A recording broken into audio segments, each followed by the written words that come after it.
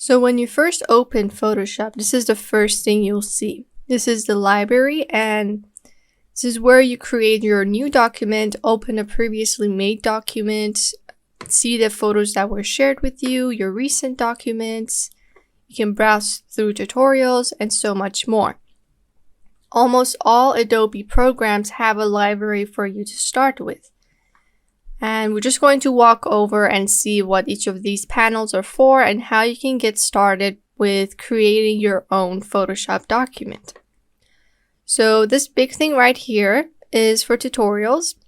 It tells you how to work with different tools, and if you were ever stuck, you can come back here and look at the tutorials that comes with the program. Make sure you're signed into your Adobe account, and yeah, you would use this if you were ever stuck, but I'm going to hide the suggestions. Okay, after that we have our recent files. This is where all of the previously opened images and Photoshop documents show up. So the names would show up here, like this was a photo, you can see .jpeg, and they're all JPEGs right now. And you see this one is a PSDC, which stands for Photoshop Document Cloud. Now, all Photoshop documents would be a PSD, but this has a C because it's a cloud document. What that means is that this document is saved on my cloud storage, which is connected to my Adobe account. You can even see the cloud icon right here. But the rest of these are just normal documents that are placed on my computer. So when you're saving or exporting a document, you have the option to either save it on your computer or save it onto your cloud storage. And I definitely recommend that you save it on your cloud storage just in case something went wrong with your computer and you don't want to lose all of your hard work. Okay, so, and then this is the recent. It tells you when they were opened. And again, this has a check mark because it has been fully uploaded and it's also available offline. So yeah, I can access this whenever I want. You can also filter through recent files, search for a specific one, change the way the files are viewed. You can choose them by square or just have them by detail. You can also change them from oldest to newest or the other way around. So this is what this panel is. It's not that difficult. And now let's move on to the left side.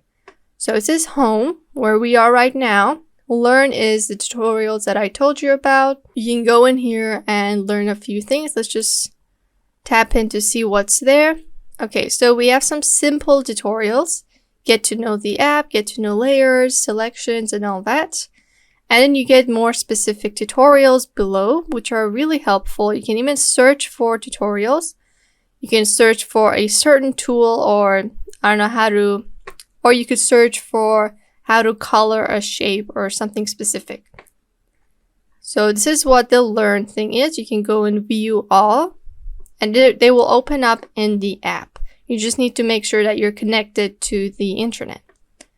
Okay, and then you have your work. You have the option to see your Lightroom photos. If you have Lightroom on your computer and you're signed into that Lightroom, your Lightroom images will show up in Photoshop. So we mentioned earlier in another course that a lot of photographers use both Lightroom and Photoshop. That is because in Lightroom you can do the basic editing, change the color, crop things, adjust the lightness and all that, but there are some parts that you cannot fix in Lightroom. So let's say if there's a unwanted object, like let's say this was my image and there's like a fly right here, I cannot really get rid of it that easily with Lightroom because it needs more advanced tools. So I would need to save my image and then open it in Photoshop and get rid of that fly in Photoshop. And then maybe I can add these elements you see right here in Photoshop as well. This is not something you can add in Lightroom because Lightroom doesn't have layers or the capability to add separate elements on top of an image. Okay, so Lightroom photos, and then you have your cloud documents. If you go in here, it will show the documents that you have saved onto your cloud. Currently, I only have one. It tells you the size, and then you have the dots here if you want to rename it, delete it, make available offline, move it, or select it. This is the name. And if you're using Photoshop on iPad, you can also save your projects as cloud documents. So instead of sharing them on Google Drive, coming out, going in a different browser, you can just go to the cloud place and choose that project that you saved on your iPad, which makes things a lot easier. And then we have the shared with you option. This is where people can share cloud documents with me. So if there's a shared project, my colleague can finish his part and then share it with me here, and I can do my part right here.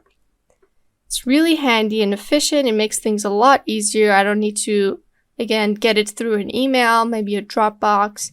It's all in my cloud storage. And then you also have a deleted option. Your recently deleted files will show up here. They will last for maybe, if I'm not wrong, a couple of days, and then they'll be permanently deleted. So if you accidentally deleted something, it would show up here. You can recover it. There is no worries for that. Okay, and then we have two other options, which is create new. This is where you create a new document, and open. This is where you open a previously made document. So if this is your first time opening Photoshop, you wouldn't really have anything to open. So let's go ahead and create our first document. So click on create new and you get this window. So you have some options up here. This is the presets for different purposes. I have some in my recent because I've used this for a couple of days now. But if it's your first time, this place would be empty. So let's go in photo, and save is where your custom templates will show up.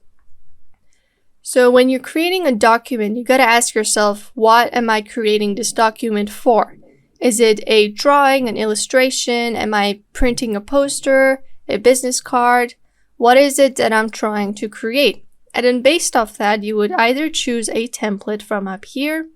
Let's say I'm trying to edit a photo, and then I would choose, let's say it's a landscape, so I'll go with this.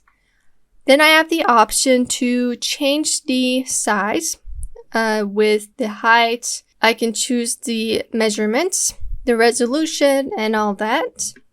And you can even choose the orientation. Do you want it vertical or horizontal? You have an option for artboards, which we'll get into later. But because this is a photo, we won't really be using artboards.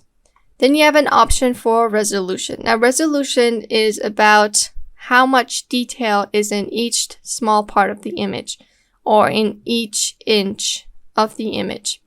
So if it's 300, that means there are 300 pixels in each inch.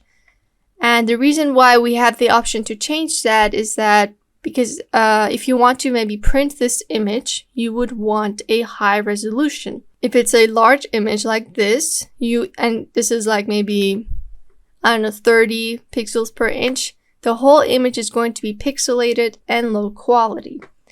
So if I want to print something, or if I want to share something, I want to make sure it has the right resolution. Now, generally when you're doing arts and illustrations, maybe some graphic design work, you want a really high resolution because you want every shape to be sharp, everything to be clear. But with photographs, you won't really have the option to change things because you're importing a raw image yourself. The reason why I can choose it here is because I'm creating a blank document, as you can see up here, and then I'm going to import the image onto that. So I'm going to keep it at 72. Because again, the raw image already has its own quality. This is just a blank canvas for it to get on. But if you're going to draw or illustrate directly onto that canvas, you would want a high resolution. And then we have color modes. When you open this, you have some options, but the two main ones that you will use as a beginner are RGB and CMYK. RGB stands for red, green, and blue, which are the primary digital colors in all programs. And this would usually be the default. And I suggest you start with this. If you want to post this online, maybe share it with an email or something, use RGB. But if you're looking to print that image, you would use CMYK. They won't be that different to you, but it's just something for the printer to calculate and work with. But again, if you're just doing it for yourself and you're just looking to share it online, you would use RGB. We're not looking to print this, so I'm going to keep it that way. And then you have the bit size. I suggest keeping it as the default.